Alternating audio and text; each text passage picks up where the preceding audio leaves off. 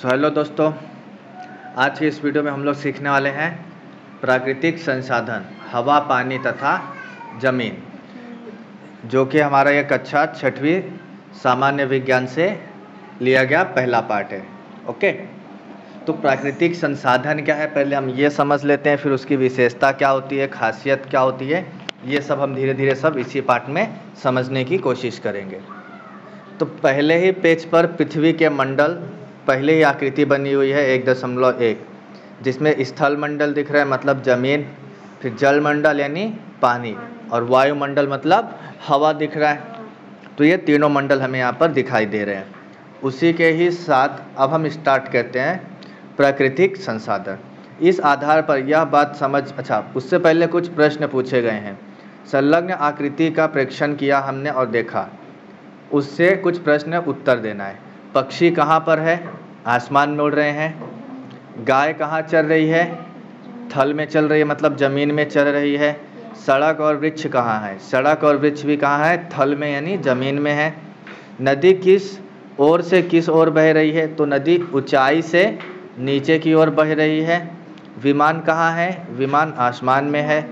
मछलियाँ कहाँ दिखाई दे रही हैं? तो मछलियाँ पानी में दिखाई दे रही हैं। नाव किस पर तैर रही है? नाव नदी में तैर रही है यानी पानी में।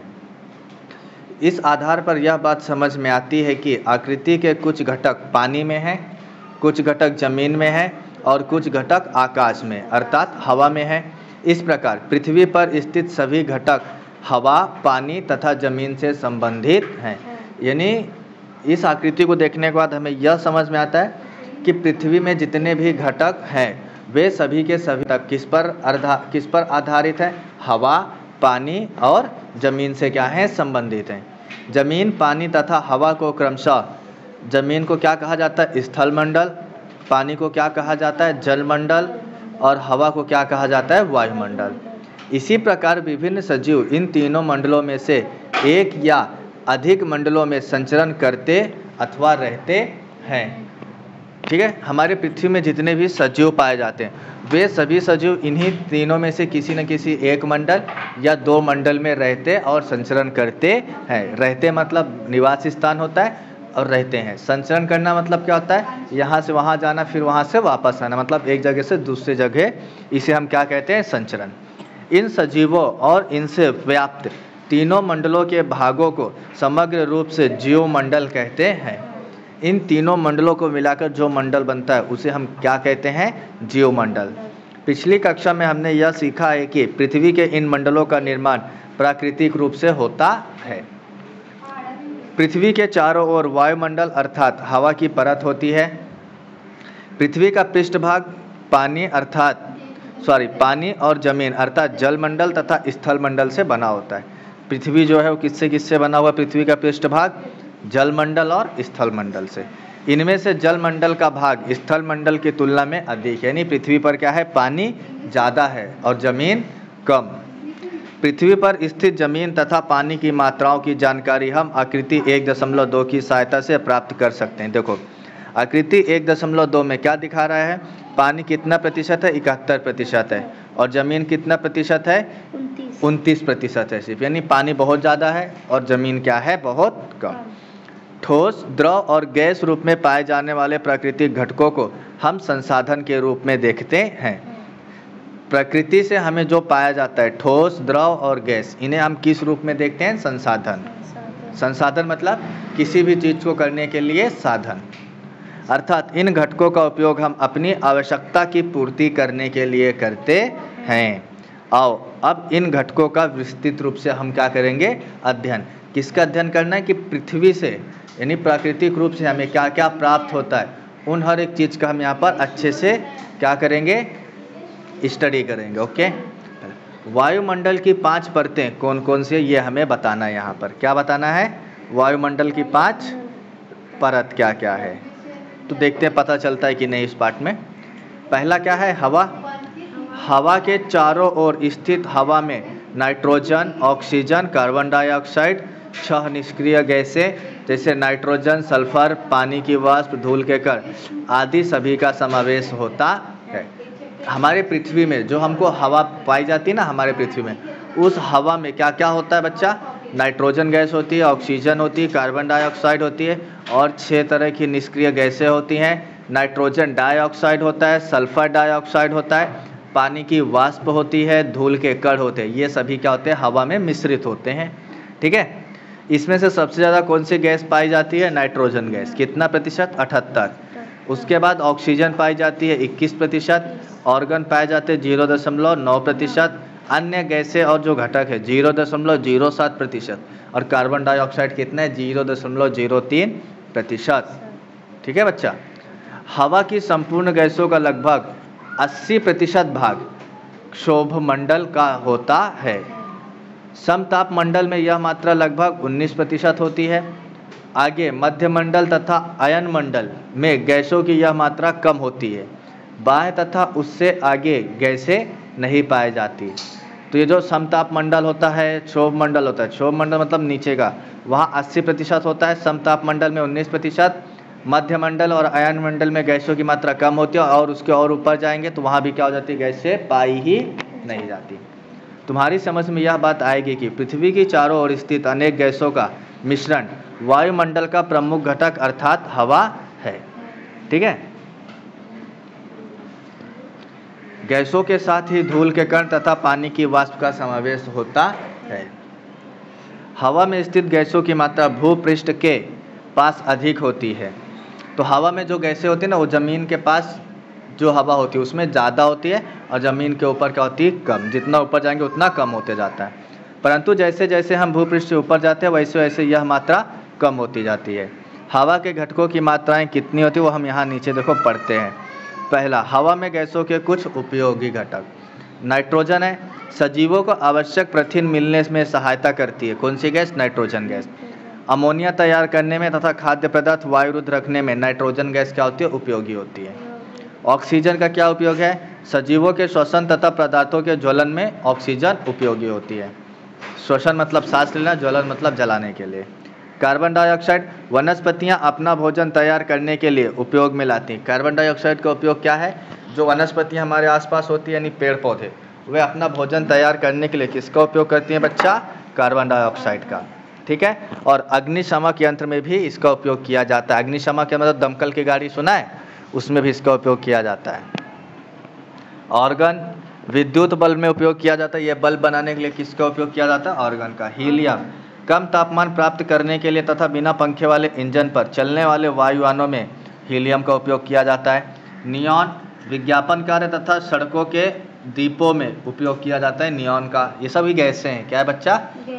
क्रिप्टॉन, फ्लूरोसेंट पाइप में उपयोग होता है। और जेनॉन क्या होता है? फ्लैश फोटोग्राफी में जेनॉन का उपयोग होता है। ठीक है, आगे देखते हैं हम पेज नंबर 3 पर। यहाँ पर कुछ चित्र दिए गए हैं, इनसे हमें यह साफ साफ दिख रहा है कि इससे क्या हो रहा है? धुआं, हवा क्या हो रही है? हमारी प्रदूषित हो रही है। इसे हम क्या कहते हैं? वायु प्रदूषण। ऊपर के सभी चित्रों में विभिन्न माध्यमों द्वारा धुएं का क्या हो रहा है? उत्सर्जन। उत्सर्जन मतलब धुआं दूषित पदार्थ बन के क्या हो रहा है? बाहर निकल रहा है। ठीक है, यह धुआं सीधे वायुमंडल की हवा में मिश्रित होता है। इसके कारण हवा के घटकों का संतुलन बिगड़ता है और इसे हम वायु प्रदूषण के नाम से जानते हैं। वाहन तथा बड़े बड़े उद्योग धंधों में ईंधनों के ज्वलन और लकड़ी कोयले जैसे ईंधनों के अपूर्ण ज्वलन के कारण बाहर निकलने वाली गैसों द्वारा वायु प्रदूषण में दिन प्रतिदिन निरंतर वृद्धि हो रही है। सही है? ओके। ईंधन के ज्वलन से हवा में छोड़े जाने वाले घातक घटक, जब हम ईंधनों को जलाते हैं जैसे डीजल, पेट्रोल हो गया, इन सब को जब हम जलाते हैं तो उसमें से क्या क्या निकलता है? नाइट्रोजन डाइऑक्साइड निकलता है, carbon dioxide, carbon monoxide, sulphur dioxide और कालिख निकलता है। ये सभी के सभी क्या है? हमारे वातावरण के लिए खतरनाक है। ओजोन की परत यानी संरक्षक कवच जिसका दूसरा नाम है। ठीक है, वायुमंडल के मध्य मंडल के निचले भाग में ओजोन यानी O3 गैस की परत पाई जाती है। यद्यपि ओजोन गैस सजीवों के जीवित रहने के लिए प्रत्यक्ष रूप से उपयोगी तो नहीं है, फिर भी इसका अधिक ऊंचाई पर पृथ्वी के चारों ओर ओजोन की परत होना सजीवों के लिए क्या है? बहुत महत्वपूर्ण है। यह डायरेक्ट तो उपयोगी नहीं है हम सब के लिए, लेकिन क्या है? इनडायरेक्टली बहुत ज़्यादा इसका महत्व होता है। सूर्य से आने वाली जो पराबैंगनी किरण होती है ना, यानी हानिकारक किरणें जो होती हैं, ओजोन गैस इन किरणों को अवशोषित कर लेता है और उसे छान कर अच्छी किरणें पृथ्वी तक पहुंचाता है। यानी जो ओजोन की परत होती है ना, संरक्षक कवच, उससे सूर्य की पराबैंगनी किरण जो हमें खतरा पहुंचा सकती है, वो क्या होती है, छनकर बाहर आती है पृथ्वी तक। वातानुकूलन यंत्रों तथा प्रशीतकों यानी फ्रिज वगैरह, एसी वगैरह में हवा ठंड करने के लिए उपयोग में लाई जाने वाली क्लोरोफ्लोरोकार्बन्स तथा कार्बन टेट्राक्लोराइड जैसे पदार्थों के हवा में मिलने से ओजोन की परत का क्या होता है, क्षय। यानी जो ओजोन की सुरक्षा कवच है हमारे लिए, वो क्या हो रहा है, उसमें छेद हो रहे हैं। ओजोन का महत्व तो सभी लोग समझे। इस उद्देश्य से पूरे विश्व में 16 सितंबर का दिन ओजोन संरक्षण दिवस के रूप में मनाया जाता। किस रूप में मनाया जाता है, ओजोन संरक्षण दिवस के रूप में। माय डियर स्टूडेंट्स, अब तक हमने क्या पढ़ा है, हवा प्राकृतिक संसाधन। अब हम क्या पढ़ने वाले हैं, पानी एक प्राकृतिक संसाधन। ठीक है, देखते हैं इसमें क्या है। सवेरे सोकर उठने से लेकर रात में सोने तक तुम्हारे घर में पानी का उपयोग कौन कौन से कार्यों में और कितनी मात्रा में होता है, इसकी जानकारी प्राप्त करो। उसे संलग्न तालिका में लिखो। ये आपको कल घर से होमवर्क में भरकर लाना। इस विषय पर कक्षा में चर्चा करो। उपयोग में लाए गए पानी की कुल मात्रा में घर के व्यक्तियों की संख्या से भाग दे दो। इससे तुम्हें यह जानकारी मिलेगी कि प्रत्येक व्यक्ति कितना पानी उपयोग में लाता है। ऊपर की कृति में यह स्पष्ट होगा कि पानी के बिना दिन बिताना हम सभी के लिए क्या है, लगभग असंभव है। पानी के बिना तो आप रह ही नहीं सकते हो। शरीर की सभी क्रियाओं के सुचारू रूप से चलने के लिए प्रतिदिन 3 से 4 लीटर पानी पीने की क्या होती है, हमें आवश्यकता होती है। यानी एक मनुष्य का जीवन सुचारू रूप से चले, बीमारियां ना हो उसको, इसलिए उसे एक दिन में कितना पानी पीना चाहिए, कम से कम कितना पानी पीना चाहिए, 3 से 4 लीटर। बार बार आपको बताना पड़ेगा बाबू।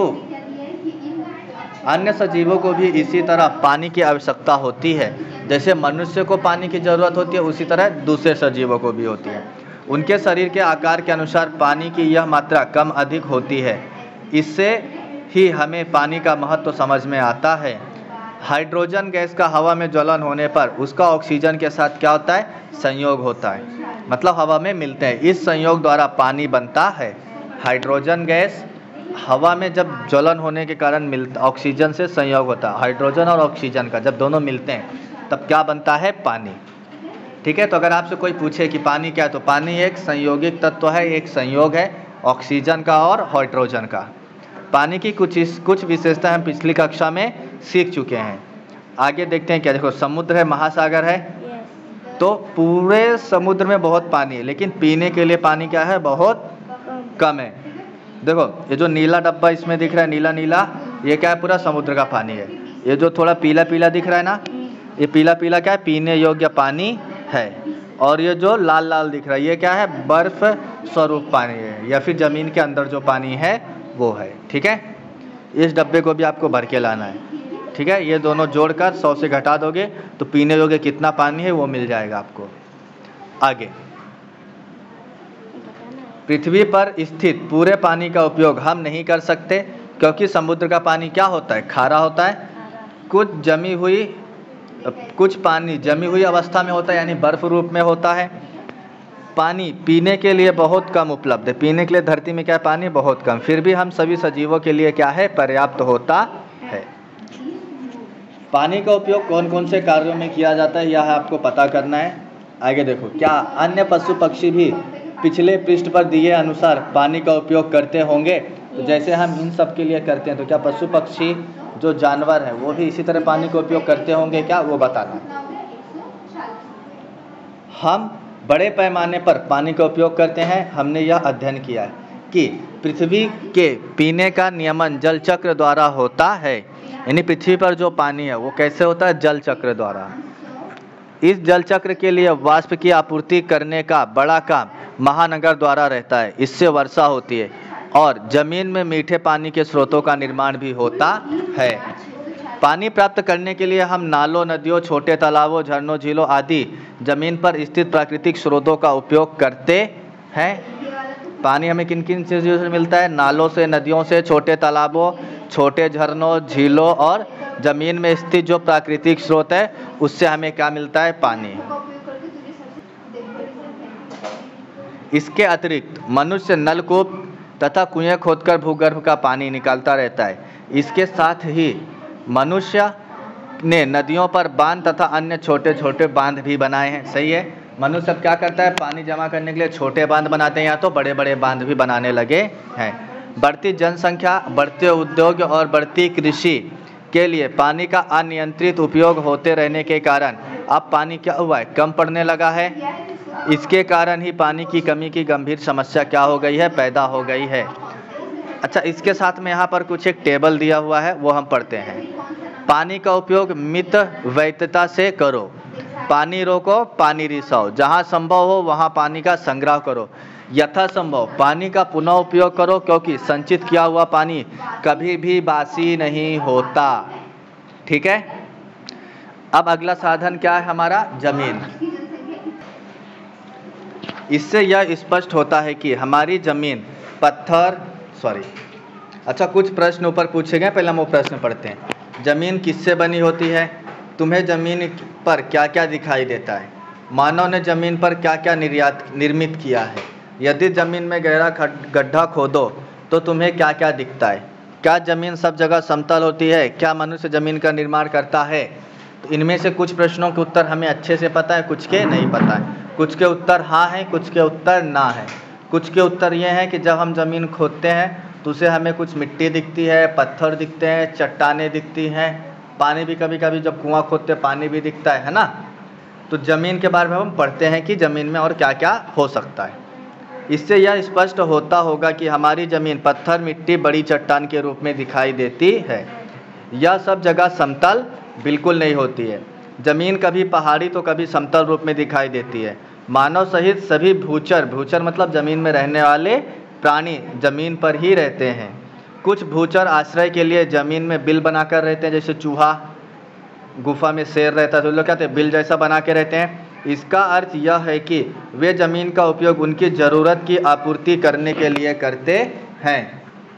इससे हमें यह समझ में आता है कि जो मनुष्य होता है वह ज़मीन, मनुष्य या फिर प्राणी या कोई भी सजीव ज़मीन का अपने उपयोग के अनुसार उपयोग करते हैं, यानी अपने ज़रूरत के अनुसार उसका उपयोग करते हैं।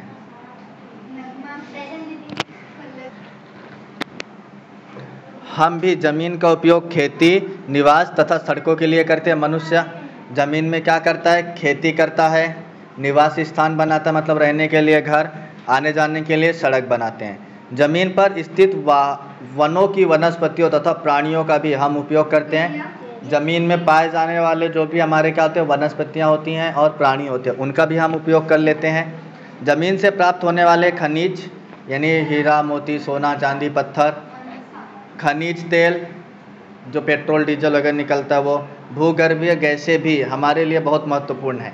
इसका अर्थ है कि ज़मीन एक क्या है, बहुत महत्वपूर्ण संसाधन है। आओ अब यह देखें कि यह ज़मीन निश्चित रूप से किससे बनी होती है। तो आकृति 1.7 में दिख रहा होगा, यहाँ पे एक इन लोगों ने परीक्षण किया हुआ है, हम देखते हैं उसे। सबसे पहले क्या बोला, नीचे ज़मीन के नीचे क्या दिख रहा है, बड़े बड़े पत्थर, फिर छोटे पत्थर, फिर बालू, फिर मिट्टी, फिर खरपतवार। खरपतवार मतलब वही छोटे मोटे टुकड़े वनस्पतियों के जो गल जाते हैं वो।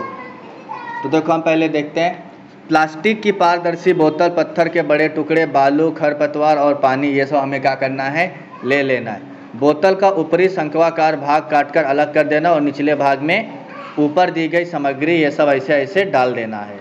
इसके बाद यह मिश्रण अच्छी तरह हिला देना है। दूसरे दिन प्रेक्षण करो और इन प्रश्नों के उत्तर देना है। बोतल का मिश्रण कैसा दिखाई दे रहा है, क्या इसमें परतें पाई जाती हैं, ऊपर से नीचे तक इन परतों में क्या अंतर होता है। तो इसमें कुछ जब हिला देंगे इसको अच्छे से हम, तो इसमें कुछ अंतर दिखेगा। हाँ, अंतर ये दिखेगा कि ऊपर जो खरपतवार है, बालू, मिट्टी, ये सब क्या होगा, बड़े पत्थरों के बीच में भी आ जाएंगे ना, मिक्स हो जाएगा ये थोड़ा, और थोड़ा थोड़ा अंतर दिखेगा। ज़मीन, पृथ्वी की ज़मीन इसी तरह हमें दिखाई देती है। यदि देखो यहाँ पर दिख रहा है, यदि तुम्हारे आसपास पाइपलाइन डालने का काम चल रहा हो तो उसके लिए खोदे गए गड्ढों को अच्छी तरह प्रेक्षण करो। संलग्न आकृति के अनुसार तुम्हें भूमि के नीचे कुछ परतें मिलती हैं, इस तरह की परतें मिलेंगी। परिपक्व मिट्टी वाली जमीन से सबसे ऊपर की परतें वनस्पतियों तथा प्राणियों के अवशेषों के सड़ने से निर्मित होती है। जो सबसे ऊपरी परत होता है ये क्या होता है, परिपक्व जो भाग होता है क्या होता है यहाँ पर, ऊपरी परत वनस्पति और प्राणियों के अवशेषों के सड़ने से बनती है, ठीक है। इसे हम क्या कहते हैं, ह्यूमस मृदा कहते हैं। यह परत प्रायः घने जंगलों में पाई जाती है। इसके नीचे की जमीन बालू, मिट्टी, कंकड़ तथा कृत्रिम कीटकों से युक्त होती है। मिट्टी की इस परत को हम क्या कहते हैं, मृदा। इसके जस्ट जो सड़े गले के नीचे होता है उसको हम क्या कहते हैं बाबू, मृदा। इसके नीचे की भूमि में मिट्टी तथा मूल चट्टानों के टुकड़े पाए जाते हैं। यह मृदा अपरिपक्व होती है। तो मृदा के नीचे वाले भाग को हम क्या कहते हैं, अपरिपक्व मृदा कहते हैं।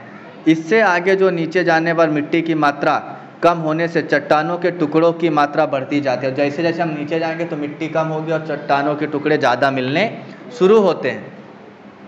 ये परत मूल चट्टानों से प्राप्त होती है, इसलिए क्षेत्रानुसार मिट्टी भिन्न भिन्न होती है। इसके रंग और बनावट दोनों मूल चट्टान के अनुसार निर्धारित किए जाते हैं।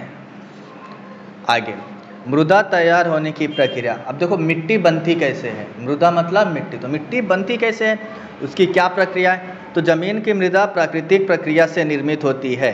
मूल चट्टान के अपरदन से मृदा के लिए अजैविक घटकों की क्या होती है, आपूर्ति होती है। जैसे चट्टान है, ये जब विघटन होकर टूटते हैं तो मृदा के लिए, मिट्टी बनने के लिए जो घटक चाहिए होते हैं वो वहाँ से प्राप्त हो जाते हैं। उष्ण पवन तथा वर्षा से निर्मित होने वाली उष्मा, ठंड तथा पानी के कारण मूल चट्टानों के टुकड़े होते हैं। अब मिट्टी, ठीक है, पत्थर टूट गया तो मिट्टी बन गया क्या, नहीं, वो तो कंकड़ जैसे रहता है ना। तो वो क्यों बनता है, देखो उसके लिए उमस यानी गर्मी, पवन और वर्षा चाहिए होती है। इन सब के कारण चट्टानों के टुकड़े होते हैं और क्या बनता है, वो धीरे धीरे मिट्टी बनती है।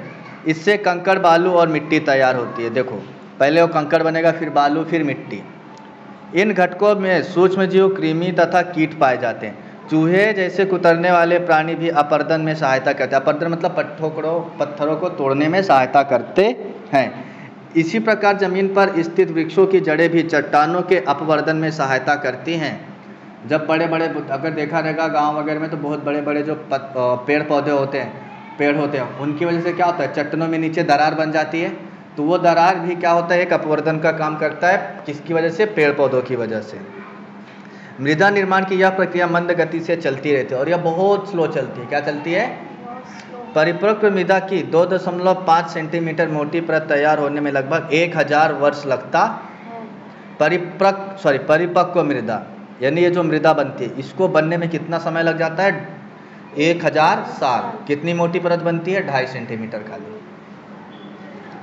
बाढ़, तूफानी हवा और मनुष्य के खनन कार्यों जैसी कृतियों के कारण मृदा अल्प समय में ही नष्ट होने लगती है। और जैसे बाढ़ आई, जब बाढ़ आती देखते हैं ना, पहाड़ का मिट्टी इधर रोड पे आ जाता है। तो इससे क्या होता है, जब बाढ़ आती है तो एक जगह से मिट्टी दूसरी जगह पर स्थानांतरित हो जाती है और इससे क्या होता है, मिट्टी का क्षरण यानी मिट्टी कम हो जाती है। इसलिए मृदा का संरक्षण करना और भूमि का क्षरण रोकना आवश्यक होता है। इसके लिए सर्वोत्तम उपाय है भूमि की वनस्पतियों के आच्छादन बढ़ाना, यानी घास, वृक्ष और झाड़ियाँ लगाना। देखो जहाँ पर घास होते हैं वहाँ की मिट्टी बहुत कम सरकती है बारिश में, और जहाँ घास नहीं होगी वहाँ की मिट्टी जल्दी बह जाती है, ठीक है।